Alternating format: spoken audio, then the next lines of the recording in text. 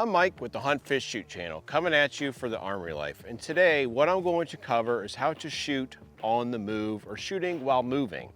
It's not a hard concept to grasp, but a lot of times people make it a lot more difficult than it needs to be, and I want to simplify it for you. A couple things that you've seen in the past is you've seen a lot of people where they really get into their gun, they get down their shoulders and they shoot. When you do that, you greatly restrict your ability to be athletic and shoot on the move. So number one, we have to start off with being more relaxed. More relaxed shooting posture, just standing straight up and down, putting the gun out in front of us, having a slight bend in our elbows, leaving our shoulders relaxed, and then letting our grip and our muscular structure and bone structure actually activate or deactivate recoil. So when you're doing that, by doing that, you allow your body to start to absorb more of the ground's uneven nature. So when you stand there and you're like this, what I can tell you is that the best way to tell how well you're keeping your pistol or your dot flat is to just simply put the gun up in front of you, like I say the old school way, put the gun up in front of you and walk, and watch how that dot on your pistol will move up and down, versus the alternative, standing straight up and down with a more relaxed posture and then walking. You're going to notice your dot will not move as much. Now, to refine your walking, when you're refining your walking, what you're going to want to do is walk heel to toe. You're not going to want to pick your feet up and stomp like this or anything like that. If you do that, you're going to get a lot of dot movement. And when I'm shooting the echelon today with this lead and steel PB3, you'll get tons of movement if you're picking your feet up real high. And on top of that, you also want to kind of pick them up as if you're kind of setting them down and rolling forward on them. So you're just gonna, it's like heel to toe, heel to toe, heel to toe, heel to toe. And you'll notice too, I have a slight bend in my knees. By putting the slight bend in my knees, what it allows me to do is almost use my lower half of my body like a shock absorber. And using the lower half of my body like a shock absorber helps me mitigate uneven terrain like we have here today. So what we'll start off doing when we go to live fire here is we're gonna use that relaxed posture, so standing straight up and down like you would normally walk. The biggest thing, you're just gonna walk like you normally would to some extent, except you're gonna walk heel to toe, add a little bit of bend in your legs, and help yourself absorb shock and the uneven terrain that we have here today. So again, walk straight up and down for the most part, a little bit of bend in the legs, and walk heel to toe. Those three things alone will help you stay more stable. It's gonna help you absorb that uneven ground. It's gonna also help keep that dot way more flat as you shoot your target. So walking like that, like I said, slight bend, standing straight up and down, and putting it on there. As I approach this target, from all the way back there at, let's say 20 yards or 20 feet away, I'm not having any issues keeping that dot in the center of the A zone on my paper target. And that's what you're looking for. You can accomplish that and accomplish this without ever firing around. Now we're gonna add live fire into this with our echelon, and you're gonna see what happens when you do things properly. So first thing I'm gonna do though, I'm gonna show you what happens if you don't use a relaxed posture and you don't do everything that I just talked about to help you absorb the uneven ground. The ammo for shooting our echelon today was provided to us by Fort Scott Munitions, some of their 9mm tumble upon impact, and today that is what we'll be shooting. We'll start with our pistol out. With this one, again, what I'm going to do is show you what I would like to say an older, antiquated way of shooting.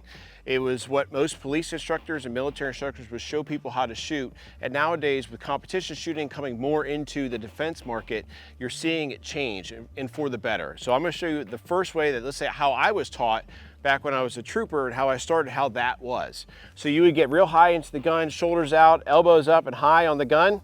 And then they would say, walk heel to toe.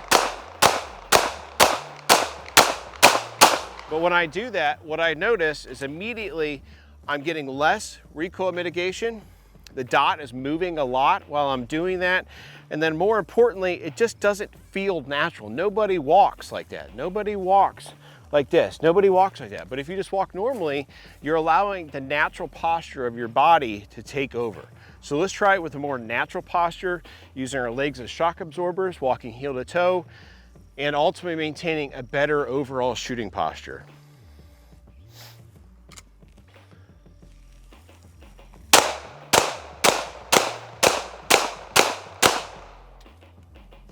Walking like that on the target, immediately I can see that my dot never leaves the A zone on the target as I approach it.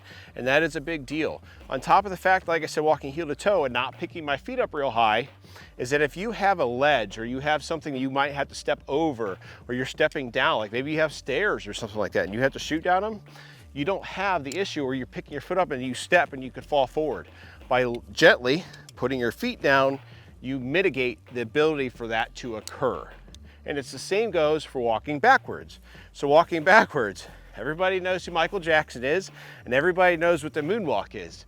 Essentially, walking backwards is very similar to like you're moonwalking. So what you're gonna do then, in real time, is you're ultimately going to just take your feet back and roll your heels back, toe to heel.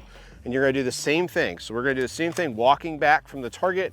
We'll start up nice and close here, and we'll walk back. So same concept, bending your legs, slight bend at the knees, absorbing, standing straight up like you should be, and then using your feet almost like you're moonwalking.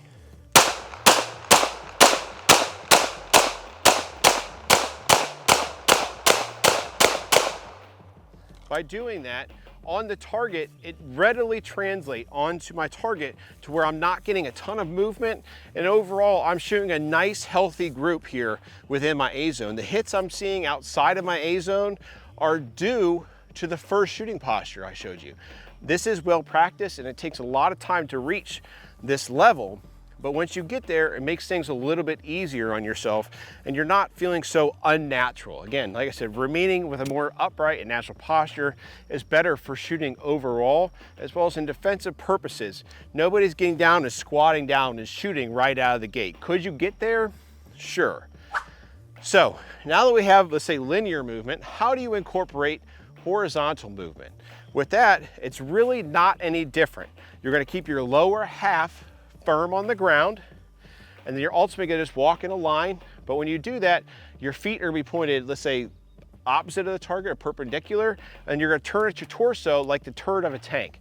So your body's gonna turn and you're just gonna turn at your torso. And again, this is where that athletic nature or athletic posture comes into play, to you're ultimately keeping your body at an athletic posture and using the fact that you can turn at your torso. And I'll show you that now. Again, what we're gonna do is I'm gonna walk now right at you, and as I do that, you're gonna see that my body ultimately just starts to turn up here at the top, leaving my shoulders squared to the target.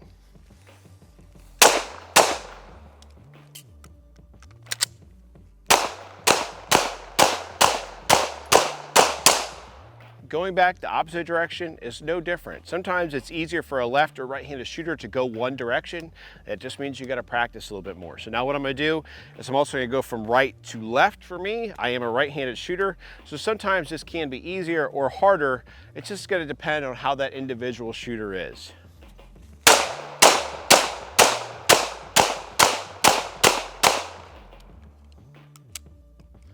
And again, what I want to show you is that on the target, what you're able to maintain with the right posture is you're not getting a ton of spread here on your overall shot group. I'm not shooting super slow, I'm not shooting super fast, and with time and practice, you can ultimately pick up the pace. So with that being said, what I'm going to now show you is that whether I'm walking forward, backwards, left to right, or right to left at full speed. Before we do anything at full speed, let's do a quick refresher of everything that we talked about. A nice, normal standing posture, nothing too squatty or anything like that. A relaxed shoulder position. Bring the gun up in front of your face, don't dip your head. Keep a slight bend at the elbows, and a good two-handed grip. And then once you start to walk, you're just gonna walk somewhat normally. Slight bend at the knees, heel to toe, use them like shock absorbers, and maintain an overall upright position. So let's run this now at full speed, forward to back, left to right, and right to left.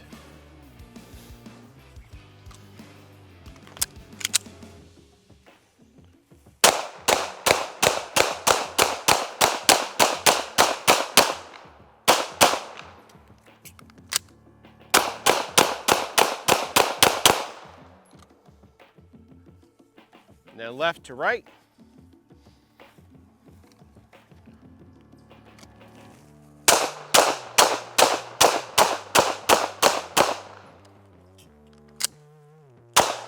right to left.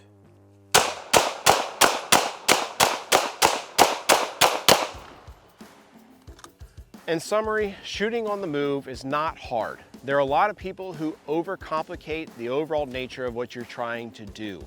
Using a nice upright posture versus the antiquated, hunched over and shoulders up is going to be the most beneficial thing you can do. Relaxing your arms and having a good bend in there with a good two-handed grip, then taking your lower half, using your knees with a slight bend, allowing your lower half to be like a shock absorber, and then walking heel to toe with that relaxed upright posture is going to allow you to move across uneven terrain, whether it's left to right to left, front to back, or back to front, and you're not going to have any issues maintaining good dot presence on an A zone or in real world a threat. But get out there and train, because if you don't, you're not going to get any better.